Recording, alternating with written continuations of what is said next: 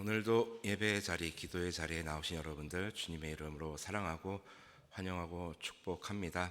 그야말로 여러분들의 이 예배가, 이 기도가 하나님께서 기뻐 받으실 예배가 될 것이고, 또 주님께서 우리에게 오늘 또 이 밤에 깨달음을 주시고 또 흡족한 은혜 부어 주실 줄 믿습니다. 한 분도 빠짐없이 하나님을 만나시고 하나님의 음성을 듣고 돌아가는 귀한 예배가 되기를 주님의 이름으로 소원합니다. 여기에 계신 우리 모두는 대한민국의 국민입니다. 이 국민이라는 말의 이 사전적 의미가 어떠한 국가의 국적을 가진 자들, 그리고 국가를 구성하는 사람들을 갖다가 이제 국민이라고 칭하고 있습니다. 앞서도 말씀드렸지만 우리 대부분 여기 계신 분들은 전부 다 대한민국 국민이시죠. 우리의 국적은 대한민국입니다. 제가 그렇게 많은 세월을 산 거는 아니지만 확실히 우리 대한민국의 이 국격이라든지 또 나라의 어떤 힘은 제가 어린 시절보다 더 강해진 것 같습니다. 그 나라가 이제 강대국인지 이제 약소국인지 그것을 이제 판단하는 어떤 그 기준이 과연 그 나라는 자국민들을 보호하는가, 그 자국민들을 보호하기 위해서 그 국가가 노력하는가, 그것을 보면서 이제 강대국 또는 이제 그 약소국 이렇게 우리는 나누곤 하는데, 지금 우리나라는 이제 많이 강대국이 되어 가고 있지요. 실제로 우리 대한민국은 이제 자국민들을 보호하기 위해서 많이 애쓰고 있는 국가입니다. 실제로 이번 신종 코로나 바이러스로 인해서 이제 중국 우한에 있는 우리 교민들, 우리 동포들을 이제 보호하기 위해서 전세기를 세 번을 띄워서 이제 국민들을 우리나라로 이제 데려오는 일을 단행하지 않았습니까? 그런 걸 봤을 때 우리 대한민국은 이제 많이 강대국으로 가고 있구나라는 것을 느끼고는 합니다. 그래서 내가 대한민국 국민이라는 게, 대한민국 사람이라는 게 이제 과거와는 다르게 많이 자랑스러워지고 있는 요즘입니다. 또 이제 국가적으로도 많은 경사가 일어나고 있지 않습니까? 얼마 전에 있었던 그 세계 영화인들의 축제라는 이 아카데미 시상식에서 정말 우리 대한민국 영화가 이제 돋보이는 그런 시상식이 되었습니다. 무려 4개의 트로피를 들어올리는 쾌거를 이룩했지요. 문화적으로나 또 국가적인 이제 네임 밸류라고 할까요? 이제 브랜드 파워라고 할까요? 국가적인 그 힘이 많이 상승한 것이 사실입니다. 그리고 우리는 그 대한민국의 보호를 받고 있는 대한민국 국적을 가지고 있는 대한민국 국민입니다. 그러나 대한민국에서 태어났다고 해서 대한민국 국적을 가지고 있다고 해서 모두가 진정한 대한민국 국민은 아닙니다. 무슨 말씀인고 하니, 우리 대한민국은 대한민국 국민으로서 해야 할 의무가 있습니다. 각 나라들도 이제 국민들의 의무가 있을 텐데 우리 대한민국도 분명히 이 국민의 의무가 있죠. 보통 4대 의무라고 해서 우리는 알고 있습니다. 먼저는 국방의 의무입니다. 대한민국 남자들이라면 이제 국가를 위해서 청춘을 바쳐서 이제 국방을 위해서 봉사하는 시간을 갖게 되지요. 그러나 국방은 비단 남자들뿐만 아니라 남녀노소 불문하고 모두에게 해당되는 그러한 신성한 의무입니다. 왜냐하면 우리 대한민국은 우리가 잊지 말아야 할 것은 휴전 국가입니다. 전쟁이 잠시 멈춘 나라라는 뜻입니다. 그 휴전의 시간이 좀 길어져서 우리는 그것을 망각하고 살고 있는데 우리는 분명히 기억해야 합니다. 대한민국은 휴전 국가입니다. 그렇기 때문에 국방의 의무가 국민들에게 주어집니다. 그리고 납세의 의무가 있습니다. 제가 고등학교를 졸업하고 이제 사회에 진출해서 이제 처음 일을 해서 이제 월급을 받았을 때 정말 깜짝 놀랐습니다. 나라가 웬 돈을 이렇게 많이 띄어가는가라는 것을 보고 굉장히 깜짝 놀랐던 기억이 있습니다. 버는 족족 뛰어가는 것을 보고 정말 이런 생각도 했습니다. 정말 대한민국 도둑놈들이다, 이런 생각을 했었던 적이 있었습니다. 그러나 점점 이제 나이가 들면서 이 세금의 중요성을 알게 되었지요. 우리가 내는 세금으로 이제 국가가 운영되고 또 우리에게 그 복지로 돌아오는 것을 이제 알게 됐을 때 납세는 정말 우리 국민들이 성실하게 이행해야 할 의무구나라는 것을 알게 되었습니다. 그래서 저는 개인적으로 탈세자들이 정말 밉습니다. 납세의 의무, 우리가 정말 지켜야 할 의무입니다. 그리고 근로의 의무가 있습니다. 요즘 청년들이 이렇게 취업의 문을 뚫고 이제 사회에 진출하고자 하는 것은 어찌 보면 이 근로의 의무를 지키기 위함 아니겠습니까? 그리고 이 근로의 의무는 성경의 가르침과도 일맥상통합니다. 일하지 않는 자는 뭐 하지도 말라고 그랬죠? 네, 일하지 않는 자는 먹지도 말라. 자, 그렇게 따지면 이 가운데서 가장 일을 많이 하는 사람은 접니다. 가장 많이 먹기 때문입니다. 자, 일하는 자는 먹지도 말라는 성경의 가르침과 우리 근로의 의무는 많이 일맥상통합니다. 그리고 교육의 의무가 있습니다. 지금 우리 대한민국은 이 중학교까지가 의무 교육인가요? 참 생각할수록 우리나라의 교육의 의무, 이 의무 교육은 정말 대단하다고 생각합니다. 왜냐하면 세계에서 정말 이 문맹률이 낮은 나라 가운데, 가장 낮은 나라 가운데 하나가 우리 대한민국이기 때문입니다. 그래서 이 교육의 의무로 인해서 우리 대한민국 국민들은 많은 교육의 혜택을 받고 또 지성으로 또 깨어 있을 수 있는 그런 혜택을 누리고는 합니다. 이 네 가지 의무를 이행할 때 우리는 성숙한 대한민국 국민이 될 수 있는 것이고, 또 대한민국의 보호를 온전히 받을 수 있게 되는 것입니다. 그야말로 대한민국 국적을 가진 대한민국 국민이 되는 것인데, 근데 거기에 추가해서 우리는 한 가지 더 국적이 있습니다. 바로 하나님 나라입니다. 우리는 하나님 나라 국적을 가진 하나님 나라의 시민, 하나님 나라 국민들입니다. 자, 그렇다면 우리는 믿음으로 인해서 하나님 나라 국민이 되는 것은 틀림없는데, 자, 거기서 우리는 멈춰서는 안 될 것입니다. 더욱더 성숙한 하나님 나라 국민이 되기 위해서는 우리가 분명히 해야 할 것이 있습니다. 이제 빌립보서의 표현을 빌리면 두렵고 떨림으로 우리의 구원을 이루어 가야 된다는 것이지요. 믿음은 분명히 행동을 수반하게 되어 있고 삶을 수반하게 되어 있습니다. 그래서 바울이 오늘 본문에서 우리에게 하나님 나라 국민으로서 이행해야 할, 마땅히 지켜야 할 의무를 우리에게 소개해 주고자 하는 것입니다. 바울은 6장에 들어서 이제 고린도 교회 성도들에게 이야기하죠. 나는 하나님과 같이 일하는 자, 그리고 하나님의 일꾼이라고 1절과 4절에서 그렇게 성도들에게 고백하면서 나아가고 있습니다. 이제 성도들에게 한 발짝 더 다가가는 것이지요. 이제 나는 하나님과 함께 일하는 자로서, 하나님의 보냄을 받은 사도로서, 하나님의 일꾼으로서 여러분들과 함께 할 것입니다. 그리고 나뿐만 아니라 여러분들도 하나님과 함께 일하는 자들이요, 하나님의 일꾼이요, 더 나아가서 여러분들도 하나님의 국민입니다라는 거, 하나님 나라의 국민입니다라고 이야기해 주고 있습니다. 그리고 그 하나님 나라 국민으로서 먼저 지켜야 할 것을 이야기하고 있습니다. 바울이 제일 먼저 이야기하는 것은, 가장 먼저 하나님 나라 국민으로서 이행해야 할 그 의무를 이야기하는 것은 바로 거룩입니다. 14절을 보십시오. 너희는 믿지 않는 자와 멍에를 함께 매지 말라. 여기서 말하는 멍에는 그 땅을 기경할 때 이제 동물들을 여러 마리를 이제 묶어서 이제 기경하지 않습니까? 그렇게 묶는 것을 이제 멍에라고 합니다. 즉 함께 이제 묶어두는 거죠. 가치 있게 만드는 것, 그런 건데, 자, 믿지 않는 자와 함께 멍에를 매지 말라고 합니다. 여러분들도 아시다시피 거룩은 구별되는 것입니다. 거룩은 구별되는 것입니다. 무슨 말이냐면 하나님 나라 국민들은 구별되어야 한다라는 것입니다. 특징 없이 술에 술 탄 듯 물에 물 탄 듯 그렇게 사는 것이 아니라 딱 구별되어야 된다라는 것입니다. 딱 눈에 띄어야 된다라는 것이죠. 그런데 바울은 앞서 그 13절에서는 이렇게 얘기합니다. 마음을 넓게 가지라라고 얘기했는데, 자 14절에서는 갑자기 또 믿지 않는 자와 멍에를 매지 말라, 이렇게 또 그렇게 또 어떤 폐쇄적인 말을 하는데, 자 우리가 이것을 오해하면 안 되는 것이, 앞서 말한 13절은 고린도 교회 성도들 간의 어떤 그 연합에 대해서 이야기하고 있는 것입니다.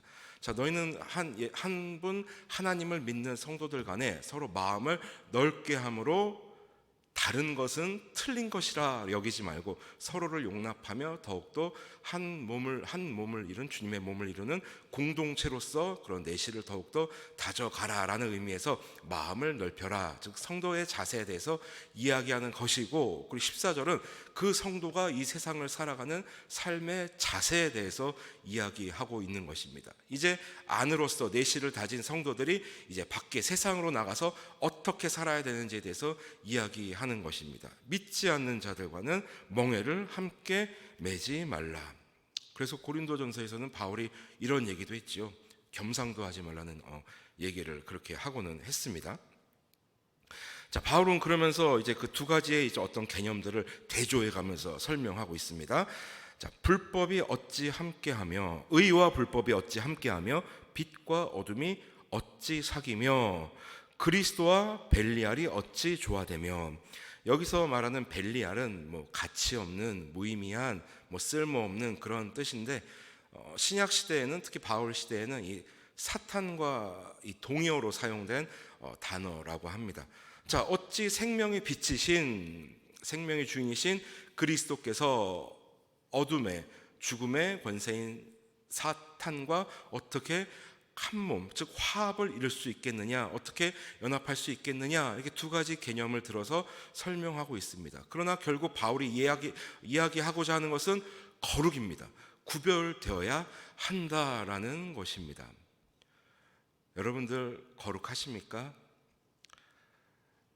우리의 삶이 과연 이 세상 속에서 구별되느냐라는 그러한 이야기입니다.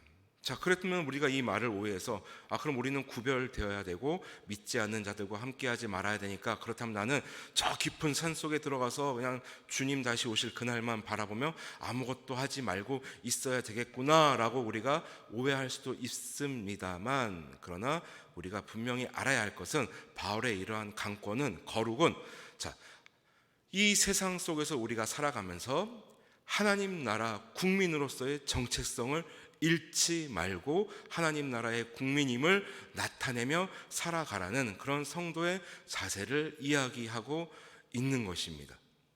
너의 정체성을 잃지 말라는 것이죠. 하나님 나라 국민으로서 그렇게 살아가라는 것입니다. 하나님 나라의 국민으로서의 자부심을 갖고 하나님 나라의 국민으로서의 어떤 자긍심을 가지고 그렇게 살아가야 된다라는 바울의 이야기입니다. 외국에 나가면 우리는 애국자가 된다라는 말이 있습니다. 저도 예전에 잠시 필리핀에서 한 몇 개월 정도 이제 지냈던 적이 있는데 굉장히 짧은 시간이었죠. 그러나 그 몇 개월의 시간이 저에게는 정말 애국자로서의 삶의 시간이었습니다. 정말 대한민국 국민으로서 이 필리핀이라는 나라에서 필리핀 현지인들과 이제 함께 어울려 지내고 있지만, 그 가운데서도 나는 대한민국 국민이라는 그런 정체성을 잃지 않고 대한민국의 민간 외교관이라는 생각으로 더욱더 행동을 조심했고 말 한마디를 하더라도 더욱더 신중하게 했던 그런 기억이 납니다. 그래서 항상 필리핀 현지인들에게 질문을 받습니다. 어디서 왔냐라는 질문을 받을 때 항상 저는 From South Korea라고 얘기하지 않고 Lovely South Korea라고 이야기했습니다. 정말 사랑하고 좋아하는 우리 대한민국에서 왔다라고 늘 이렇게 이야기를 했습니다. 자, 대한민국 국민으로서의 정체성을 잃지 않고 살았던 저의 지난 날을 생각해 보건대 바울이 이야기하는 것이 과연 그것이 아니었을까 생각을 해봅니다. 하나님 나라 국민으로서 그 정체성을 잃지 않고 그 신분을 잃지 않고 이 세상 속에서 그들과 타협하지 않고 믿음 저버리지 않고 하나님 나라 국민으로서 그렇게 살아가고 있느냐, 그렇게 살기를 바란다라는 바울의 그러한 강력한 권면인 것이죠.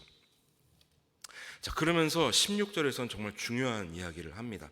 하나님 나라의 국민일 뿐만 아니라, 자 보십시오, 하나님의 성전과 우상이 어찌 일치가 되리요? 그리고 이야기합니다. 우리는 살아계신 하나님의 성전이라. 바울이 이야기했던 중요한 개념 중에 하나가 우리는, 성도는 하나님의 성전이라는 것입니다. 우리의 몸은 하나님의 성전. 성전이 무엇입니까? 하나님께서 거하시는 곳입니다. 즉 우리 안에 하나님께서 거하신다라는 그러한 의미입니다.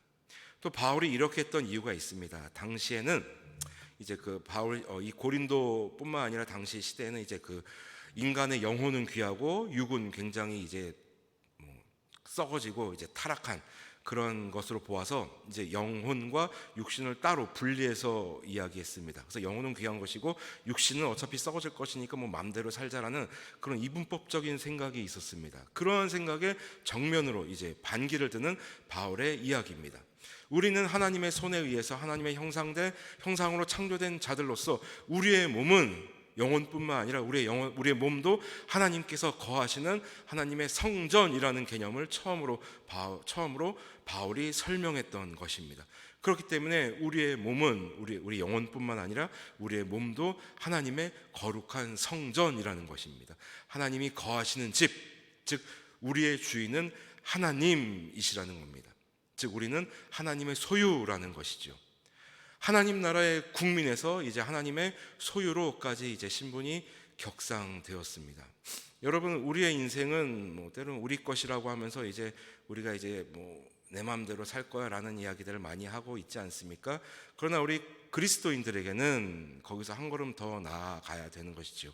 우리의 삶의 주인은, 그리고 나의 어떤 몸의 모든 주인은 바로 하나님이시다라는 것을 우리는 잊지 말아야 할 것입니다. 그리고 주님이 우리의 주인 되시니 우리는 주님의 종으로서 살아가야 된다는 것. 여기서 말하는 종은 어디에 묶여 있다, 매여 있다라는 그런 뜻이라고 말씀드렸습니다. 의미라고 말씀드렸습니다. 즉 우리는 하나님 나라 국민으로서 또 주님의 종으로서 그렇게 매여 살아야 된다라는 것. 자, 그것이 바로 거룩이라는 것을 바울은 설명해 주고 있습니다. 자, 그리고 말하는 이 16절 하반절에 나오는 이 말씀. 자, 내가 그들 가운데 거하며 두루 행하여 나는 그들의 하나님이 되고 그들은 나의 백성이 되리라. 자, 이 구절은 바울이 생각해내서 이야기한 것이 아니라 레위기에서 나오는 말씀입니다. 자, 레위기 26장 12절입니다. 나는 너희 중에 행하여 너희의 하나님이 되고 너희는 내 백성이 될 것이니라. 자, 그렇게 성숙한 하나님 나라 국민으로서 살아가는 너희들의 뭡니까? 너희들은 내 백성이 될 것이다라는 하나님의 의지를 이야기해 주고 있는 구절입니다. 여러분, 하나님의 의지를 막을 수 있는 것은 아무것도 없습니다. 하나님께서 의지를 가지시고 우리를 당신의 백성 삼아주시고 하나님 나라 국민으로서 우리를 불러주셨다라는 것을 바울은 이야기하고 있습니다. 그리고 이어서 17절 18절. 자, 그러므로 너희는 그들 중에서 나와서 따로 있고 부정한 것을 만지지 말라. 이 부정한 것을 만지지 말라. 자, 여러분 염두해 주시고요. 내가 너희를 영접하여 너희에게 아버지가 되고 너희는 내게 자녀가 되리라. 전능하신 주의 말씀이니라. 이 구절의 근원이 되는 말씀은 이사야서 52장 11절 말씀입니다. 너희는 떠날지어다 거기서 나오고 부정한 것을 만지지 말지어다. 그 가운데서 나올지어다. 여호와의 기구를 매는 자들이요 스스로 정결하게 할지어다. 자, 이사야서의 이 말씀은 이제 이스라엘 백성들이 바벨론에서부터 이제 이스라엘로 돌아올 때 하나님께서 이사야를 통해서 당시 제사장들, 레위인들에게 주신 말씀입니다. 자, 부정한 것을 만지지 말라. 이 레위인들이, 제사장들이 지켜야 할 율법 가운데 중요한 율법이죠. 자, 이 제사장들에게나 줄 수 있는 이 말을, 이 율법을 바울은 고린도 교회 성도들에게 이 말을 해주고 있습니다. 자, 무슨 의미입니까? 하나님 나라의 국민은 왕 같은 제사장이라는 의미입니다. 하나님 나라의 국민에서 이제 제사장으로 신분이 상승되었습니다. 제사장의 직분은 예배를 집례하는 자입니다. 하나님과의 그 소통의 그 가교 역할을 하는 사람이 바로 제사장이었습니다. 이 말은 성도 여러분, 여러분들은 왕 같은 제사장으로서 여러분들의 삶의 매 순간이 예배의 자리가 되어야 합니다라는 것입니다. 예배야말로 거룩의 그 궁극적인 그 최종 목적지 아닙니까? 예배야말로 거룩함의 표본입니다. 거룩함의 상징입니다. 즉 여러분들은 제사장으로서 구별되어져야 합니다. 여러분들은 매 삶의 순간이 예배가 되어야 합니다. 자, 그렇게 사는 분들은, 그렇게 하나님 나라의 국민으로서 또 하나님 나라의 왕 같은 제사장으로서 그렇게 성숙한 성도의 삶을 살아가는 자들에게는 하나님이 무엇이 되어 주신다고 합니까? 자, 보십시오. 18절, 너희에게 아버지가 되고 국민에서 제사장으로 그리고 자녀로까지 신분이 상승되어집니다. 즉 하나님 나라의 국민은 하나님의 자녀가 된다라는 바울의 그러한 권면입니다. 여러분들 알고 계셨습니까? 우리는 하나님 나라의 백성, 틀림없는 하나님 나라의 국민입니다. 그리고 하나님 나라의 왕 같은 제사장들입니다. 하나님을 알려할 수 있는 자들입니다. 그리고 거기서 멈추지 않고 하나님의 자녀가 되는 그러한 백성들입니다. 그러한 자녀들입니다. 그리스도의 장성한 분량에 이르는 그러한 거룩한 성도들이라는 의미입니다. 여러분 알고 계셨습니까? 자, 그러므로 사랑하고 존경하는 우리 성도 여러분, 자, 이제는 우리는 우리의 국적을 알게 되었습니다.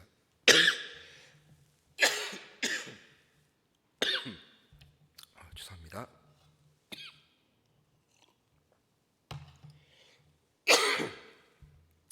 자, 대한민국의 보호를 받는 대한민국 국적의 국민일 뿐만 아니라 하나님의 보호를 받는 하나님께서 우리의 아버지가 되시는 하나님 나라의 국민입니다. 하나님께서 의지를 가지시고 우리를 찾아내시고 당신의 강하신 팔로 우리를 인도하시는 그러한 왕 같은 제사장이요 하나님의 자녀들임을 이제 우리는 깨닫게 되었습니다. 그럼 여러분 이제 어떻게 사시겠습니까? 국민으로서 마땅히 이행해야 할 의무가 있다고 말씀드렸습니다. 그리스도인의 첫 번째 의무 바로 거룩입니다. 거룩을 지켜나가야 되고 거룩해야 하는 것이 우리의 첫 번째 의무입니다. 그리고 우리가 그 거룩한 삶을 이어가는 데 있어서 하나님께서 우리를 홀로 내버려 두지 않으시고 우리의 아버지가 되어주셔서 우리를 이끌어 주시고 인도해 주신다고 약속하십니다. 여러분들이 살아오시면서 많이 힘을 얻는 경우가 언제이십니까?